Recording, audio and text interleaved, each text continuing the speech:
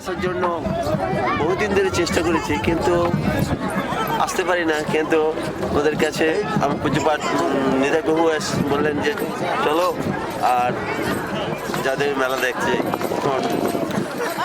আমি কিসের মেলা কি বলে না গঙ্গাসাগর মেলা নাকচ করলাম না, একই সময় তো গঙ্গাসাগরের মেলাও চলছে। হ্যাঁ, তো সেই জন্য এইখানে চলছে এখন ভগবানকে দর্শন হয় না, স্নান করে তিলক করছি, করে ভগবান দর্শনে যাব। আর তোমরা এত পবিত্র, এত ভালো, তোমাদের সঙ্গে কথা বলে আমার এত ভালো লাগলো, তার বলার মতো না। ভগবান তোমায় কৃপা করুক। আপনার গঙ্গাসাগর আর জয়দেবের মধ্যে তফাৎটা কোথায়? এই জয়দেবের বিশেষত্বটা কি? জয়দেব গোস্বামী হচ্ছেন বৈষ্ণব চূড়ামণি।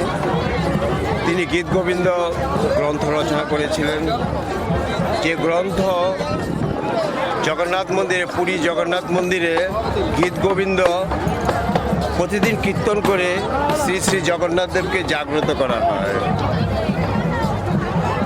আর এখানে যে জয়দেব গোস্বামী আছেন, তিনি যখন গীত গোবিন্দ রচনা করছিলেন তখন সব কিছু রচনা করে কিছুটা অংশ বাদ রেখেছিলেন। তাতে লেখা ছিল যে রাধারানীর চরণ স্পর্শ করতে হবে কৃষ্ণকে। তাই জয়দেব গোস্বামী সেটা ভালো লাগেনি। উনি কী করছেন বলে স্নান করতে এসছেন জয়দেব নদীতে। আর পরমেশ্বর ভগবান শ্রীকৃষ্ণ তখন কী করছে, জয়দেবের রূপ ধারণ করে সেই ঘরে গিয়ে তার স্ত্রীকে বললেন, তাড়াতাড়ি গ্রন্থটা দাও তো, আমার মনে পড়েছে এখন কী লিখতে হবে।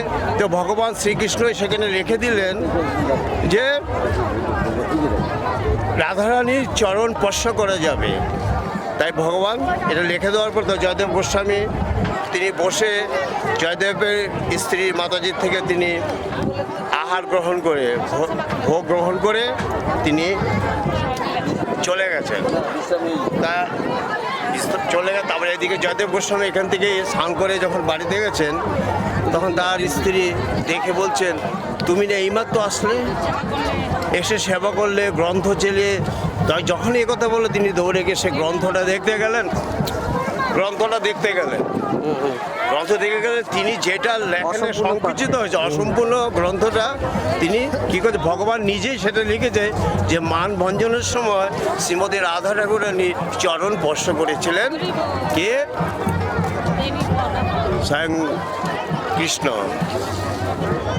তখন জয়দেব গোস্বামী বুঝতে পারলেন যে আমার অসম্পূর্ণ কাজটাই পরমেশ্বর ভগবান শ্রীকৃষ্ণ এখানে লিখে দিয়ে গেছেন। তাই পদ্মপতিকে তিনি বলছেন, তুমি মহাভাগ্যবান, মহাভাগ্যবান, তুমি স্বয়ং ভগবানকে তুমি অন্ন ব্যঞ্জনাদি দিয়েছ, আর আমি অভাগা, আমি দর্শন করতে পারলাম না। তাই এই জয়দেব গোস্বামী পরবর্তীতে তিনি পুরীতে গিয়েছিলেন, পুরীতে প্রচার করেছিলেন। পুরীতে তিনি এই গীত গোবিন্দ জগন্নাথের উদ্দেশ্যে তিনি এই যে গীত গোবিন্দ প্রতিদিন কীর্তন করেন। জয় প্রভুপাদ কি জয়, জয় গুরু মহারাজ কি জয়, হরি বল।